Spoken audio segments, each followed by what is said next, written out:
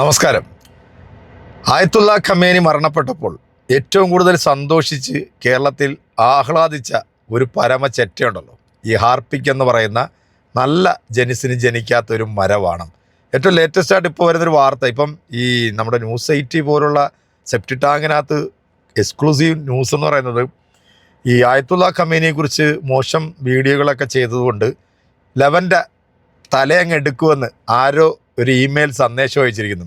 ഈ സെപ്റ്റി ടാങ്കൊക്കെ തകർക്കാൻ തലയ്ക്കകത്ത് വെളിവുള്ള ആരെങ്കിലും വരുമോ? ഈ നാറിയുടെ ഒരു വീഡിയോ ഒന്ന് കണ്ടോ. ആയത്തുള്ള ഖമേനി മരണപ്പെട്ടപ്പോൾ അവിടുത്തെ ജനങ്ങൾ ആഘോഷിക്കുന്നു എന്ന്. ഇസ്രായേലിലെ ജൂത സ്ത്രീകൾ കിടന്ന് അറുമാദിക്കുന്നത് കണ്ടിട്ട് ഇവിടെയുള്ള ആളുകളിലേക്ക് ഇതെടുത്തിട്ട് പ്രചരിപ്പിക്കുന്ന ഇവനെ പോലുള്ള വൃത്തികെട്ടവനെയൊക്കെ നമ്മൾ എന്താ പറയേണ്ടത്? വീഡിയോ ഒന്ന് കണ്ടേ.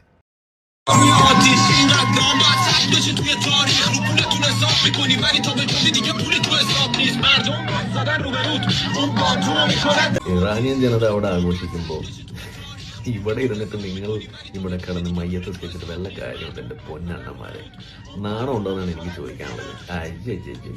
അവർക്ക് വേണ്ടാത്ത നേതാവിന് നിങ്ങൾക്ക് എന്തിനാണ്? നിങ്ങളുടെ ആ നീലക്കുറുക്കൻ കൂകുന്നത് നാട്ടുകാർ കാണുകയാണ്.